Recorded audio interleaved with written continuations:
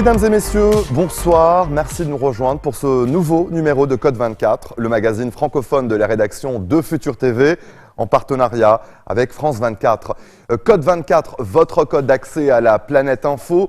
Passons tout de suite au sommaire de cette édition. Après le succès de l'édition 2015, Goût de France est de retour au Liban. Coup de projecteur sur le deuxième service concocté par le chef de la résidence des Pins, Sébastien Pichereau, en dîner de prestige, en présence d'une soixantaine d'éminentes personnalités. Un produit haut de gamme sur la table des meilleurs restaurants parisiens. D'année en année, le foie gras du Mézène convertit de nouveaux adeptes. Une viande persillée d'une grande saveur et exceptionnellement tendre. Un produit rare et saisonnier, au goût unique. Après des mois de combat, les forces irakiennes ont repris Ramadi à l'organisation État islamique. Celle qui fut la troisième ville d'Irak n'est plus qu'une ville fantôme, truffée de mines et de pièges laissés par les djihadistes. Nous irons à la rencontre des soldats qui ont libéré la ville et suivrons le travail à haut risque des démineurs pour permettre le retour des habitants. 2016, c'est l'année de la France en Corée du Sud. 130 ans d'amitié et pour l'occasion, des centaines d'événements ont lieu à travers Séoul. Ce soir, dans Code 24, nous vous emmènerons dans les coulisses de ce festival géant. Après New York, Londres et Milan, la Fashion Week de l'hiver 2016 pose ses valises à Paris. 92 défilés, une cinquantaine de présentations de créateurs, plus de 5000 visiteurs. Nous irons à la rencontre d'Iris Apfel, cette excentrique icône du style qui se surnomme la gériatrique starlet, a amassé une collection de vêtements des plus grands designers du XXe siècle. Après le succès de l'édition 2015, Goût de France est de retour. Le 21 mars dernier, plus de 1500 chefs du monde entier ont célébré la gastronomie française. Un hommage à l'excellence de l'art culinaire français, son innovation et ses valeurs, partage, plaisir et respect du bien manger.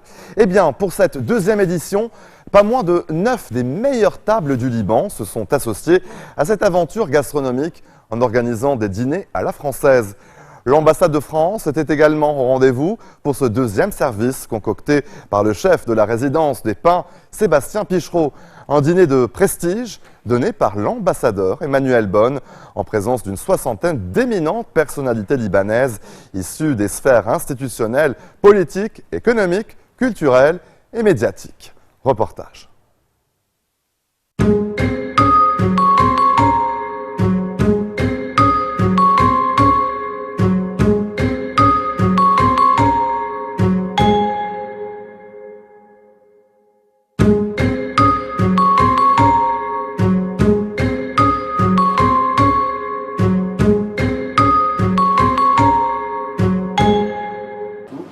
Alors moi je suis resté sur un menu assez classique, en travaillant divers produits bien français, en essayant de représenter quelques régions également.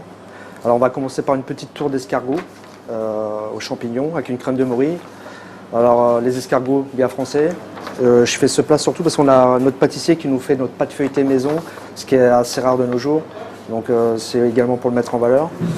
Derrière on aura un poisson, une roulade de sole aux écrevisses avec des asperges. On suivra par une volaille fermière de la ferme Saint-Jacques à Batroun, qui sera cuite en basse température. On a fait une petite chapelure,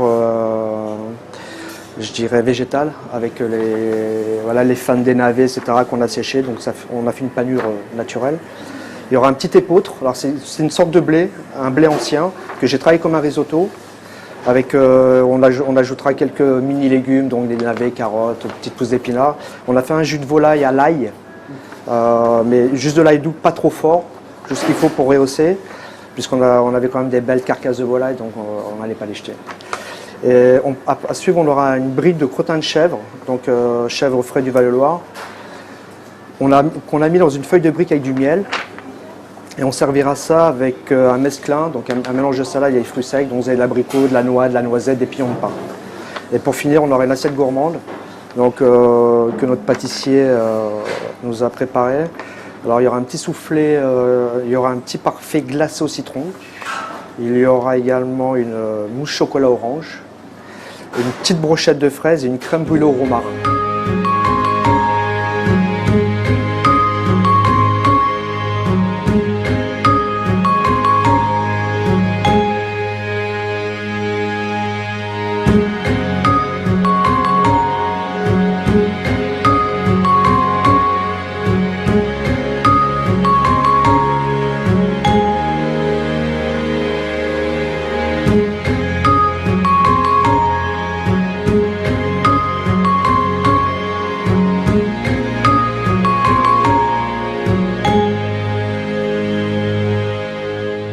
Alors, Goût de France, c'est la fête de la musique gastronomique, en quelque sorte. C'est la musique des papilles, comme on dit.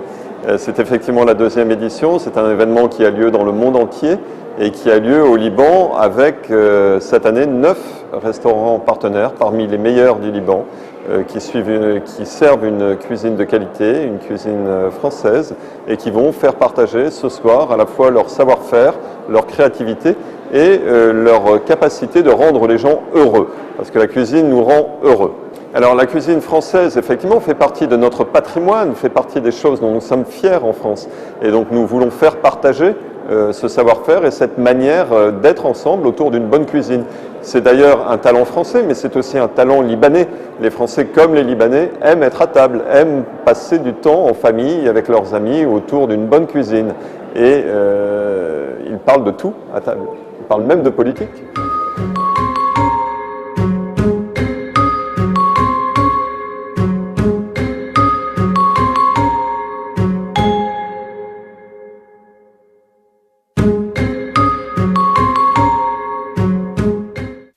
La découpe de la viande est un aspect de la gastronomie française dont on parle peu. Pourtant, elle fait partie intégrante du patrimoine de l'Hexagone.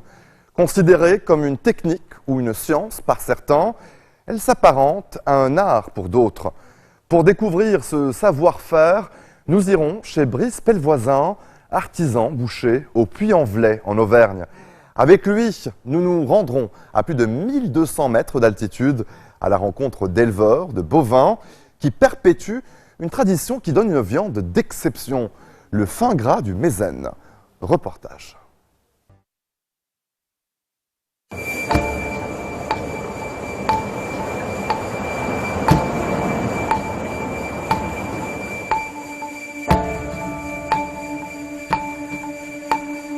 Le bœuf aujourd'hui, ça ne se limite pas à l'entrecôte, le faux filet, le rump steak. Il y a le plat de côte, il y a le paleron, il y a la joue de bœuf, il y a la queue de bœuf.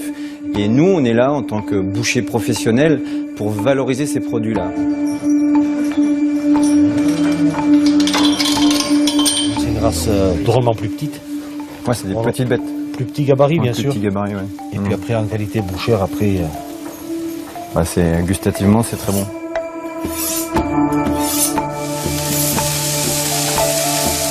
On va avoir une viande qui va être ferme, mais agréable. Et ça vient du travail du boucher qui va prendre un morceau qui normalement est destiné à être bouilli pour le transformer en une viande poêlée qui a énormément de goût. Partout en France, comme ici au Puy-en-Velay dans la Haute-Loire, des artisans bouchers mettent en avant une partie mal connue de la gastronomie, la découpe de la viande. La découpe à la française, considérée comme un art à part entière par certains, comme le boucher Brice Pellevoisin. L'art de la découpe à la française, c'est de valoriser au mieux chaque morceau de viande. On prépare un pot-au-feu avec tel morceau, on prépare un rôti de bœuf avec tel morceau, on fait des beefsteaks avec tel morceau. En France, par tradition, chaque bête est découpée de la tête aux pieds et l'honneur du boucher, c'est de ne rien jeter. Le nombre de morceaux qu'on peut tirer sur une demi-bête, on va partir comme ça, on va dire c'est entre 60 et 80 morceaux de viande, ça dépendra des bouchers. Tout l'art consiste à détailler au maximum les viandes pour y trouver les morceaux les plus singuliers, même dans les parties les moins nobles. Dans ce jarret de bœuf, vous avez 2 parties qui sont très très bonnes en beefsteak. Donc après, il faut les connaître, bien sûr. Donc il y en a une qui est ici. Voilà. Ça, c'est une petite partie à beefsteak qui est divine. C'est pas bon, c'est divin. Ça a énormément de goût parce que là où c'est placé, et c'est vraiment extraordinaire. Ça, c'est des petits morceaux, on appelle ça la pièce du boucher. C'est vraiment topissime. Là, on est sur une tradition parisienne où on va chercher tous les petits morceaux de beefsteak qui existent dans tous les endroits, même insolites, quoi. La découpe doit être la plus nette possible pour préserver le plaisir gustatif. Une dextérité, une rapidité que le boucher acquiert par une pratique continue. Il faut respecter le fil de la viande. La viande a un fil, il ne faut pas couper ce fil. Mais le temps nécessaire, on va dire, il faut 2 ans à l'apprentissage et après c'est le reste de sa vie. On apprend tous les jours. À quelques kilomètres du Puy-en-Velay, dans la partie orientale du Massif central, se dresse le Mézin. Sur ce massif, à plus de 1200 mètres d'altitude, une poignée d'éleveurs perpétue une tradition qui donne une viande d'exception, le fin gras du Mézin. Une viande issue de bœufs élevés au foin et à l'herbe et engraissée dans le dernier hiver avec du foin naturel de montagne. Déjà, c'est une viande issue de race allaitante, pour commencer. Il y a la salaire, l'aubrac. Et puis, voilà, c'est spécifique au plateau du Mézin, quoi. Le travail du boucher consiste à aller à la rencontre des éleveurs et à choisir les bêtes sur pied. Il a une belle ossature, t'as vu? Oui, ligne de dos pas mal. Ouais, ligne de dos là, c'est formidable. Et un puis, beau cul. Et puis elle verra après au printemps, dès qu'il fera beau pour sortir, pour aller voir un peu l'herbe. Le fin gras du Mézin bénéficie aussi d'un circuit de distribution unique en son genre. La clientèle, c'est essentiellement les bouchers et les restaurateurs, quoi. C'est du circuit très court.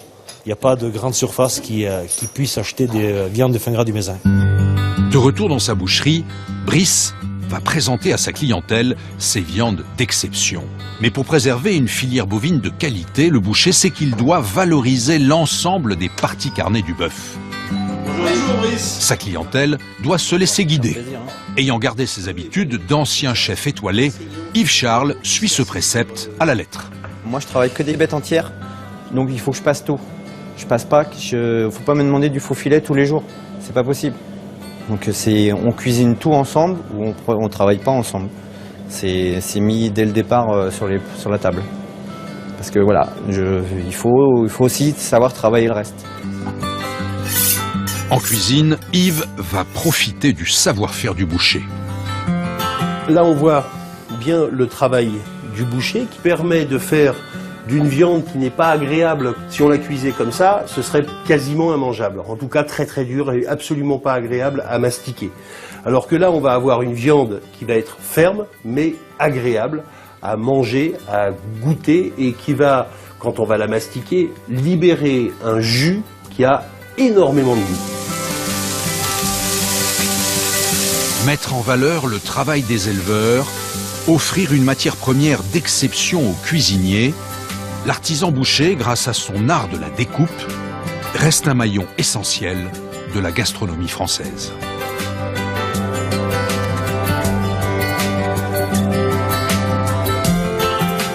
La viande aujourd'hui, c'est un bijou. Il y a des gens, des éleveurs qui travaillent très, très dur, qui font des beaux produits, et c'est ça qu'il faut mettre en avant. Et nous, on est là pour valoriser le produit, pour que le client soit aux anges.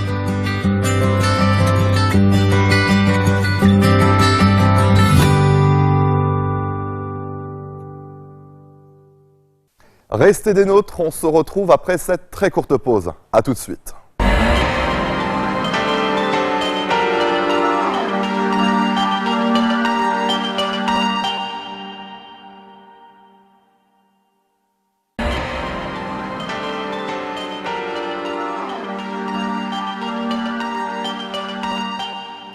Direction une ville fantôme dans l'ouest de l'Irak, Ramadi, dans la province d'Al-Anbar, comptait en demi-million d'habitants avant que les djihadistes de l'organisation de l'État islamique n'y déferlent et n'y fassent régner la terreur et la désolation. La ville de Ramadi a été reprise par l'État irakien. C'est une victoire stratégique et symbolique très forte. Mais vous allez découvrir que la fuite du dernier djihadiste ne suffit pas à contrôler une ville dont chaque maison est soit détruite, soit piégée.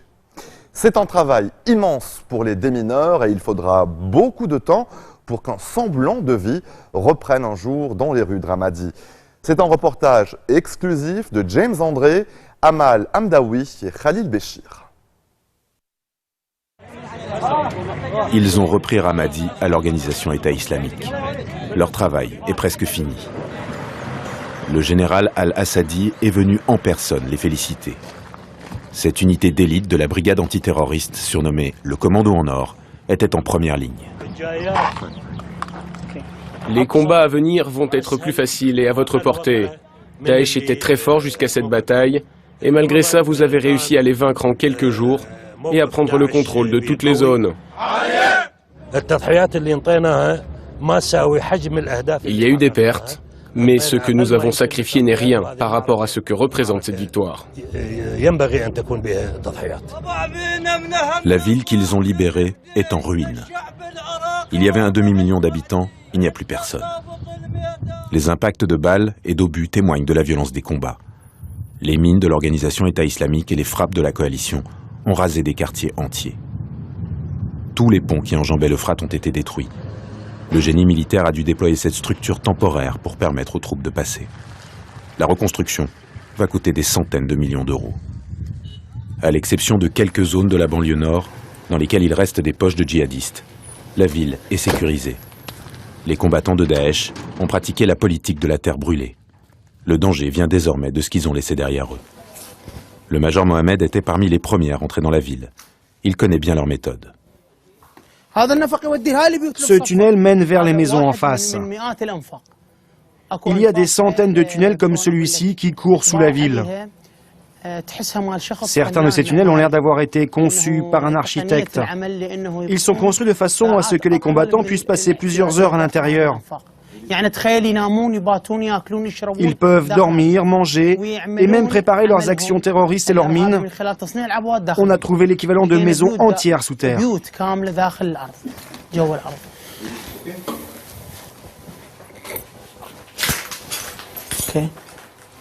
Regardez-moi cette destruction. Regardez comment les terroristes ont détruit les maisons des civils. Regardez, tout est saccagé. Venez voir par ici, regardez. Cette maison est ouverte sur celle d'à côté. Ça leur permettait de se déplacer librement d'une maison à l'autre sans être repérés. En plus, cette maison est piégée. Vous voyez ces bidons là-bas? Ils sont bourrés d'explosifs très puissants. Avec ce qu'il y a dans ces 3 bidons, on peut faire s'écrouler toute la maison. Ça peut sauter à n'importe quel moment, mais nous savons gérer ça. Les djihadistes ont abandonné une ville truffée de mines et de pièges. Les militaires ont rassemblé les tonnes d'explosifs qu'ils ont récupérés en vue de les détruire.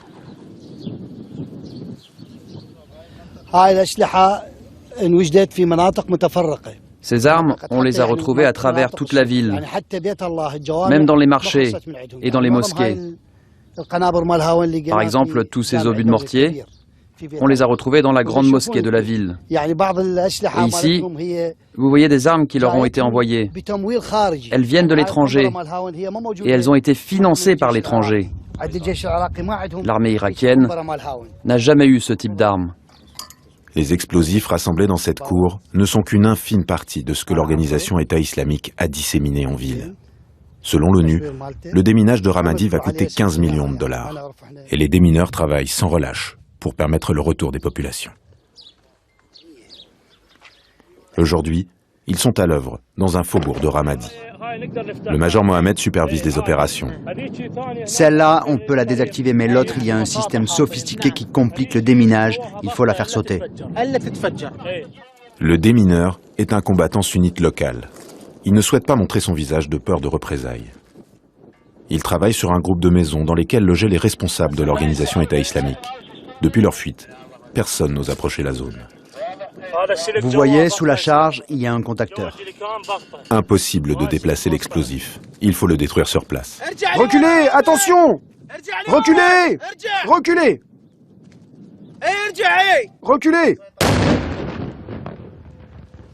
Les mines sont l'une des premières causes de mortalité dans les rangs des forces irakiennes. L'homme a l'œil acéré. La maison est piégée. Ce fil déclenche la charge. Caché sous ce matelas, assez de C4 pour faire tomber le bâtiment. Toute fausse manipulation serait fatale. Le démineur a pu désamorcer ce piège. Ce ne sera pas le cas de celui qui se trouve dans la maison d'à côté. Dans cette maison, il y a ce qu'on appelle un piège en toile d'araignée. Je ne peux pas le désamorcer, il faut que je le fasse sauter.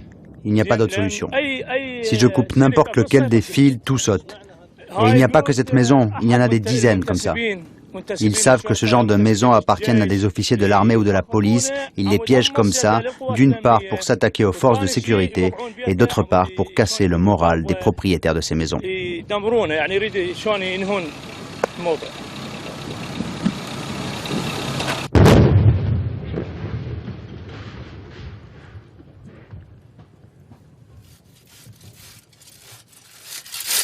Parallèlement aux actions de déminage, le déblaiement commence. Une centaine de volontaires sont à pied d'œuvre dans ce quartier du centre-ville.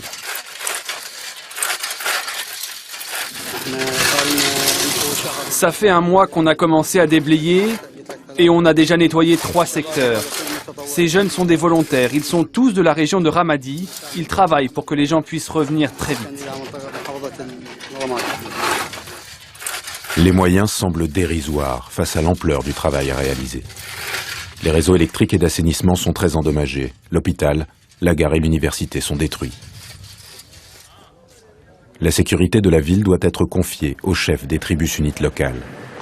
L'armée s'apprête à céder la place à la police, qui a prévu de mettre en place 3 points d'accès très contrôlés.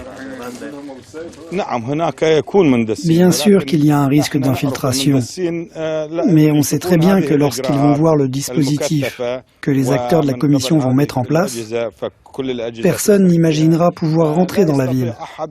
Les terroristes guettent les failles, et s'ils voient que la fouille est minutieuse, ils vont renoncer à venir. Chassés de Ramadi, les djihadistes de l'organisation État islamique ont pris le maquis et harcèlent les positions de l'armée en dehors de la ville. La route vers Bagdad n'est pas sûre. Pour rallier la capitale, il nous faut passer par les airs. En attendant de pouvoir rentrer chez eux, les habitants de Ramadi s'épuisent dans ces immenses camps de réfugiés. Pour les civils de la province d'Al-Anbar, le pont de Bzeybes est désormais le seul point de passage vers Bagdad. Il est très contrôlé. Viens, je suis dans la file, je prends le papier pour pouvoir venir te chercher. Il y a juste 3-4 personnes devant moi. Pour passer, les réfugiés doivent avoir un garant. Mousselet est venu chercher son frère chauffeur routier qui s'est retrouvé coincé dans une zone sous contrôle de l'organisation État islamique.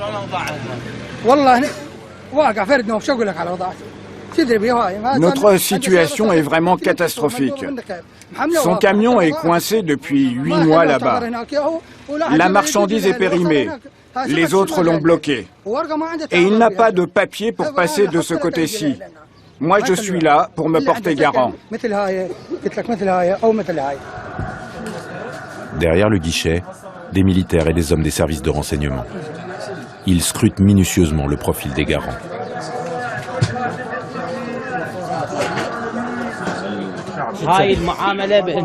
Ces papiers prouvent qu'il habite à Bagdad. Il y a une carte d'identité, un justificatif de domicile et une carte de rationnement. On l'enregistre pour qu'il puisse revenir. On vérifie les noms et les papiers, de peur que des terroristes s'infiltrent. Le frère de Mousselet est tiré d'affaire. Mais il y a des milliers de familles qui attendent de passer. Ça fait 20 jours qu'on est ici. Ceux qui ont un piston peuvent passer, mais les autres non. Il y a des malades ici, des diabétiques, des gens qui ont de l'hypertension. Et on n'a même pas de tente pour dormir. Nous sommes là depuis 25 jours. Il n'y a même pas de place dans les camps de réfugiés pour dormir la nuit. Il y a une famille qui nous a laissé dormir dans leur cuisine. On est trop fatigués, trop anéantis, on n'en peut plus. On nous dit vous êtes d'Al-Anbar, vous ne passez pas.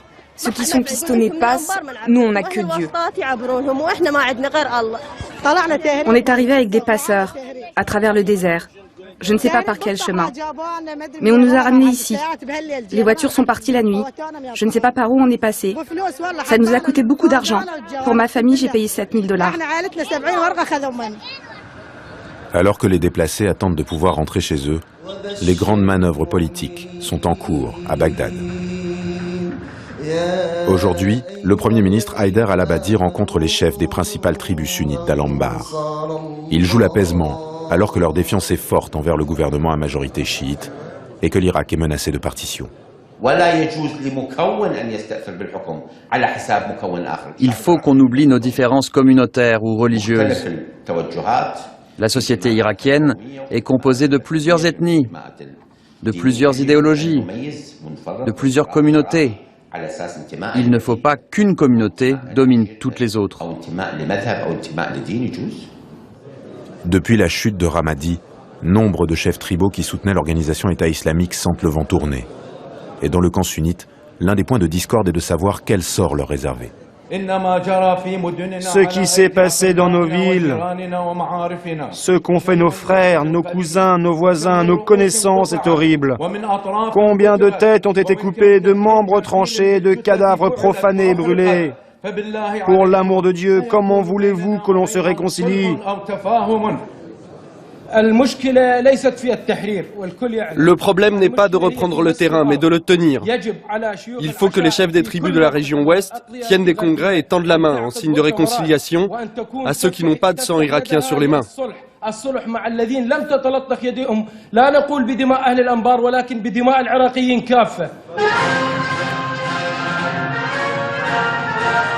Le cheikh Abou Nimr est l'un des plus puissants responsables sunnites d'Al-Anbar.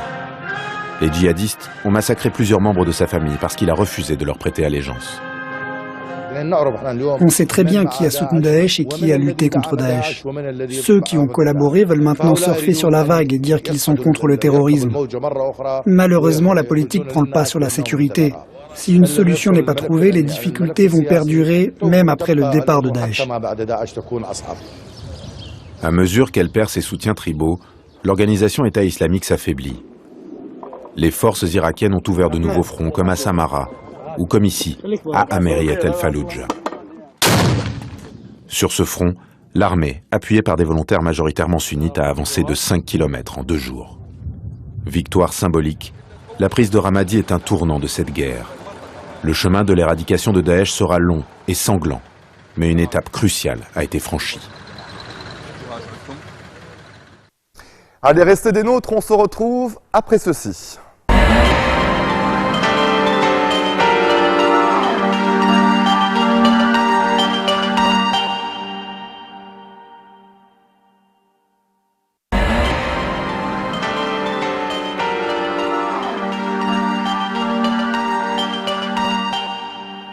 La diaspora tibétaine du monde entier a voté fin mars. 90 000 personnes étaient attendues aux urnes un peu partout sur la planète pour choisir le chef de leur gouvernement ainsi que leurs parlementaires.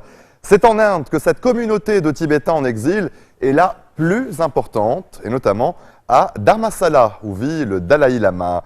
Lobsang Sangay, actuel Premier ministre, est favori de ce second tour. Les résultats officiels seront connus dans les prochains jours. Le reportage de Pierre-Jean Houvard et Constantin Simon. Jour de joie, jour de vote, et une prière, celle de tout un peuple. Que soient bénis les deux candidats, et paix et liberté pour le Tibet. Certains de ces Tibétains sont nés au Tibet, d'autres ici à Dharamsala, dans le nord de l'Inde. Au total, près de 140 000 Tibétains vivent hors de leur terre d'origine. Ils élisent leur Sikyong, le chef du gouvernement tibétain en exil, mais aussi les membres de leur parlement. Palden Gyatso, 85 ans, est resté 33 ans prisonnier politique du pouvoir chinois. Ces élections sont très importantes. Avant, le Tibet était indépendant et nous disposions de notre propre chef. Aujourd'hui, nous l'avons perdu, mais nous avons réussi à créer ici un système démocratique comparable à ceux des grandes démocraties occidentales. C'était la stratégie voulue par le Dalai Lama, faire de ce gouvernement en exil une vraie démocratie et non, comme le dénoncent les Chinois, un régime théocratique. Au milieu des votants, il y a d'ailleurs des observateurs internationaux. Il y a des isoloirs qui sont différemment de chez nous, pas complètement fermés, mais les tables sont très basses, les gens sont repliés, cochent leur bulletin, et puis on voit la présence de la police indienne, puisqu'il n'y a pas de police tibétaine, qui assure la sécurité pour voir s'il n'y a pas d'incident. Grand favori de ces élections et actuel Premier ministre, Lobsang Sangay. Comme le Dalai Lama depuis les années 80, il ne réclame plus l'indépendance du Tibet, mais simplement une plus grande autonomie au sein de la Chine. Le dialogue est la seule alternative. Nous sommes prêts à recommencer les négociations dès que le gouvernement chinois sera lui aussi désireux et nous enverra un signal. Alors nous aurons ce dialogue entre les envoyés du Dalai Lama et les représentants du gouvernement chinois.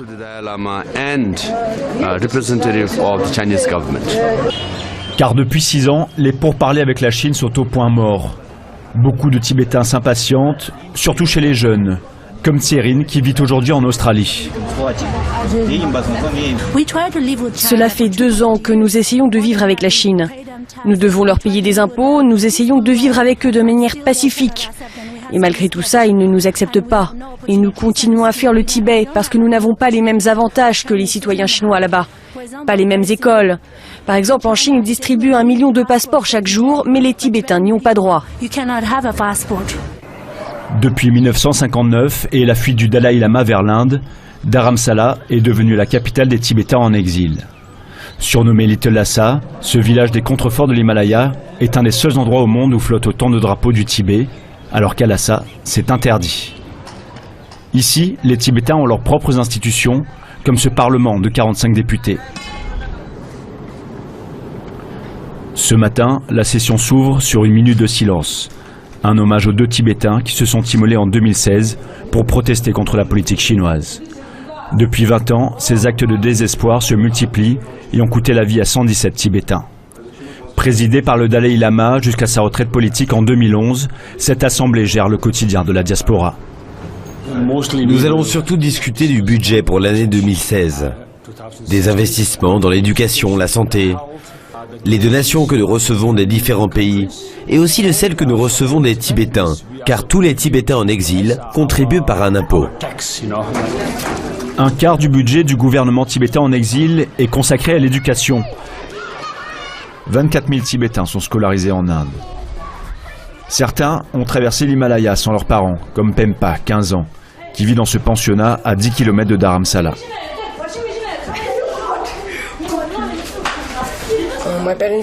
Mes parents ont pensé que si je venais en Inde, ce serait mieux pour moi, que je recevrais une meilleure éducation. Une meilleure éducation, c'est la chance de pouvoir faire ses études dans sa langue maternelle et non en chinois. Pempa apprend aussi l'hindi et l'anglais. Nous devons apprendre la culture, l'éducation tibétaine afin de continuer le combat avec des livres et des stylos et non pas des armes. Et ainsi, nous pourrons reprendre le Tibet à la Chine. Cet été, celui qui reste le chef spirituel du Tibet fêtera ses 80 ans. Actuellement au repos suite à une opération, il a annoncé qu'il serait peut-être le dernier Dalai Lama.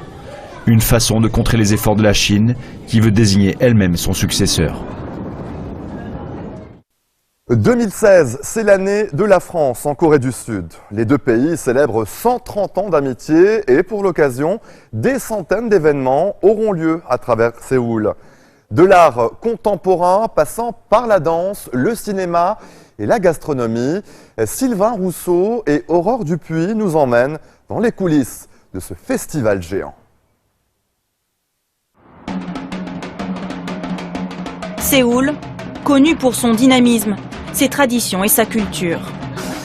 Cette année, la France est à l'honneur et pour marquer le coup, une dizaine de chefs français sont invités à Séoul pour un festival culinaire.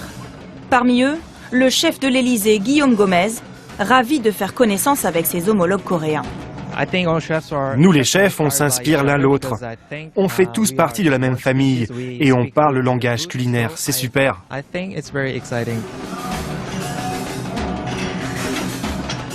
C'est vrai que s'il y a beaucoup de sujets qui peuvent diviser les hommes, la gastronomie les réunit. Donc c'est assez facile de se réunir autour d'un événement comme celui-ci et d'aborder des sujets qui soient culturels ou économiques à travers la gastronomie.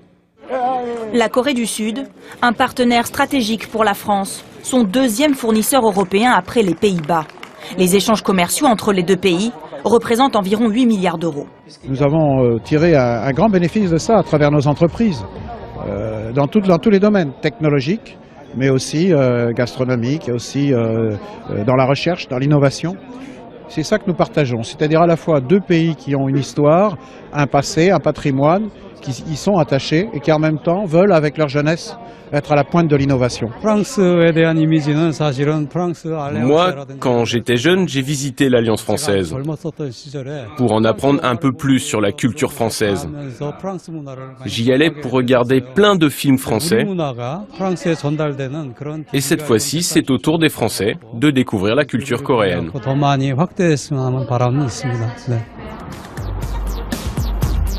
Près de 4000 Français vivent ici, la moitié à Séoul.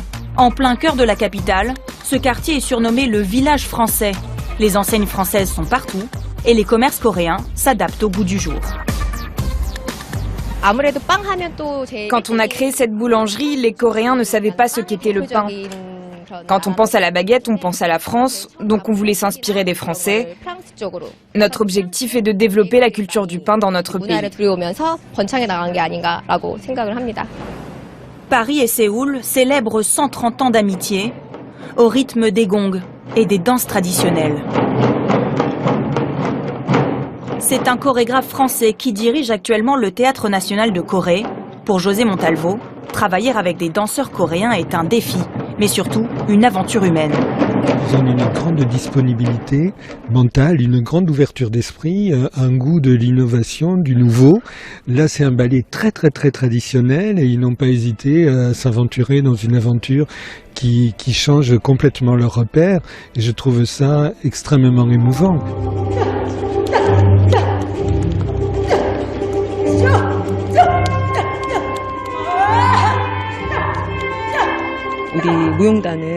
Dans notre troupe de danse, nous avons l'habitude de nous mettre en rang, bien symétrique. Alors que José nous demandait de changer tout ça et de nous exprimer plus librement.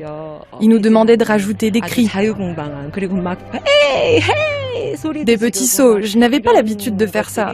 Au début, c'était bizarre et pas naturel. Mais au fur et à mesure, c'est devenu marrant. Au total, plus de 400 événements sont organisés jusqu'à la fin de l'année, aussi bien en France qu'en Corée du Sud.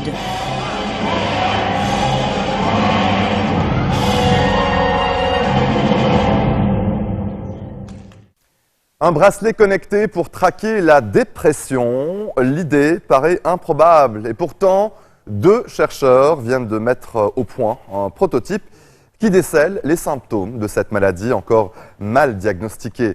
Noémie Roche nous en dit plus. Une maladie qui peut vous empêcher de parler.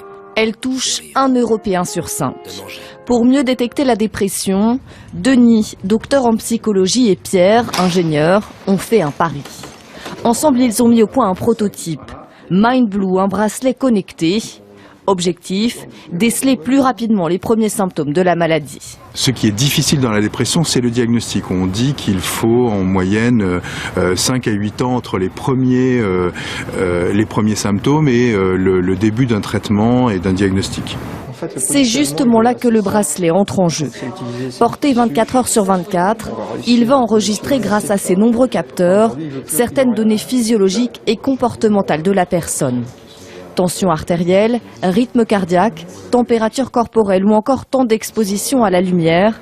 Des informations qui vont ensuite être triées, analysées et interprétées grâce à un algorithme. Les médecins auront ensuite accès aux résultats directement sur leur ordinateur et pourront être alertés des signes avant-coureurs de la dépression. Ces paramètres, grâce au bracelet, on va pouvoir les identifier dans le temps et identifier ce qu'on appelle un pattern à risque de dépression. Et quand les sujets à qui on va donner ce bracelet, parce qu'ils sont à risque dépressif, vont nous dire « Tiens, le bracelet donne déjà des petits signaux, je suis à risque », alors la personne va consulter et discuter avec le médecin pour savoir si effectivement elle n'est pas en train de commencer une dépression alors qu'elle n'en a pas encore conscience. Reste maintenant à affiner et à sécuriser le moyen de transmission de ces informations. Réservé aux malades, MindBlue est actuellement testé à l'hôpital Saint-Antoine à Paris. Une utilisation à grande échelle n'est pas attendue avant 18 mois. Allez, restez des nôtres, on se retrouve après ceci.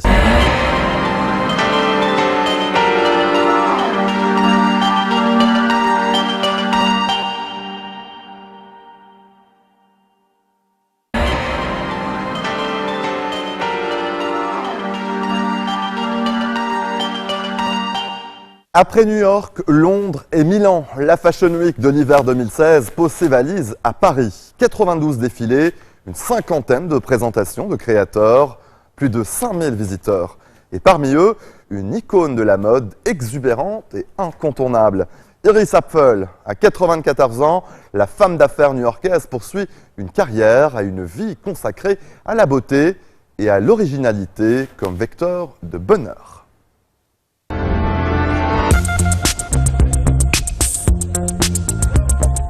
Après New York, Londres, Milan, la Fashion Week de l'hiver 2016 pose enfin ses valises à Paris. 92 défilés, une cinquantaine de présentations, plus de 5000 visiteurs. Et noyée dans cette masse, mais bien visible, celle que l'on considère comme l'icône absolue de la mode.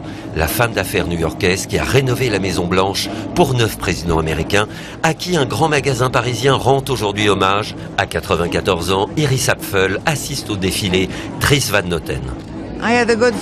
J'ai eu la chance de le rencontrer il y a quelques années à un dîner chez Bergdorf Goodman, le grand magasin de luxe à New York. Je le vois pas souvent, mais je le porte dans mon cœur. C'est un maître, un artiste. Il est totalement passionné par son travail et il le fait bien. J'ai le plus grand respect pour lui. C'est l'un de mes préférés. Dries Van Noten l'avoue, Iris est elle-même une de ses sources d'inspiration. Elle est dans le mélange, elle ose, et ça, ma femme que je dessine, elle ose aussi. Elle ose combiner, elle ose montrer, elle ose... Pourquoi pas? Elle ose effectivement tous les mélanges, les perles et les plumes, les panthères et les rayures, les années 30 comme les années 70. J'ai combiné l'esprit de la Marchesa Casati, une œuvre d'art vivant, avec l'esprit de Gabriele D'Annunzio, qui est le grand poète italien du début XXe siècle. Donc là, on a le côté masculin, le côté féminin, on a la décadence, on a vraiment donc l'opulence, vraiment l'opulence. Oui. Les génies créatifs se posent souvent les bonnes questions. Celle qui suit déclenche les passions. Grâce aux nouvelles technologies, les réseaux sociaux, Instagram, Facebook, les images des défilés sont disponibles immédiatement. Mais les clients doivent toujours attendre plusieurs mois avant de pouvoir acheter les modèles. Faut-il bousculer les règles de production pour un achat instantané? J'ai plein d'avis et pas d'avis, c'est-à-dire que j'ai l'impression que ce jeu-là peut nuire à la création, d'une manière générale, de nuire à la création. Parce que j'ai pas envie qu'on crée par rapport au nombre de likes, c'est pas ça la vie. Si j'ai envie de vendre ma collection ce soir, je le ferai. Mais il faut pas trop penser à ça, je pense. Parce que ça peut très vite nuire et ça peut se retourner contre la vraie création.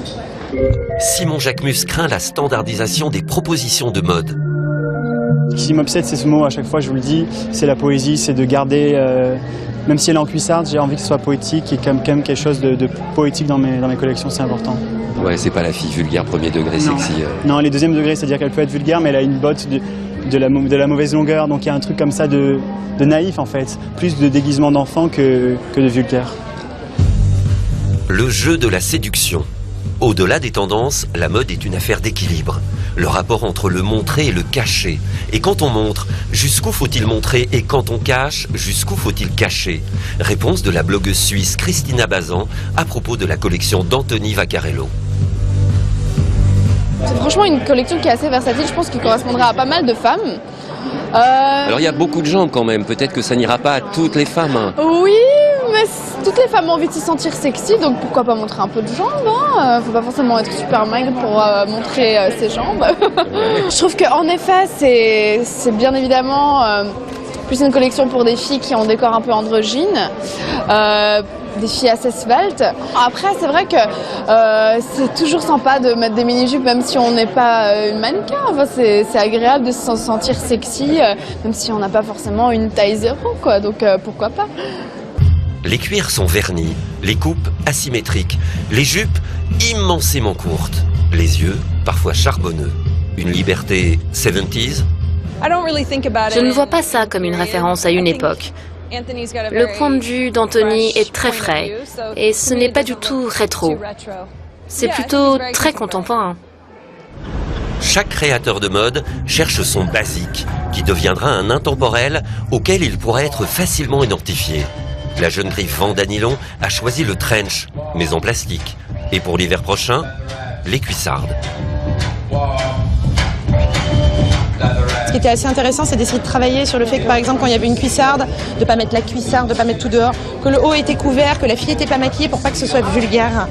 Et on peut être assez élégante avec des choses qui sont assez fortes ou qui sont assez sexy, sans rien dévoiler, sans être forcément aguicheuse, en étant quand même déterminée et sans avoir l'air écervelée ou trop dénudée. Toujours ce même questionnement autour du montré caché. La maison White Project, historiquement liée à l'univers masculin, présentait sa première collection féminine. Glenn Martins, le directeur créatif de la marque, a résolu en partie le problème en féminisant à l'envi quelques éléments clés du vestiaire masculin. Quant à Christelle Cochet, elle a choisi le confort des vêtements de sport, mais travaillé par les maîtres artisans de la haute couture. Manteau en plumes, mélange de patchwork de dentelle, velours, brodé. En même temps, on a ces gros baggy avec des imprimés motocross super cool, des t-shirts qu'on a fait retravailler avec des origamis, voilà. Donc j'aime bien, je vais montrer, en fait c'était plutôt un hommage à comme des caractères, des personnages, montrer en fait différentes facettes de la parisienne, mais aussi de filles, quoi. Christelle Cochet présentait sa collection Passage du Prado dans le très populaire 10e arrondissement de Paris. Le défilé était ouvert au public, bel exemple d'une chose rare et unique. Code 24, c'est déjà fini pour cette semaine. Nous vous donnons rendez-vous la semaine prochaine pour une nouvelle fenêtre sur l'actualité internationale. Vous pouvez dès à présent revoir cette émission sur notre site internet. N'hésitez pas à nous envoyer vos commentaires à l'adresse qui s'affiche au bas de votre écran. Excellente suite de programmes sur notre antenne et à la semaine prochaine.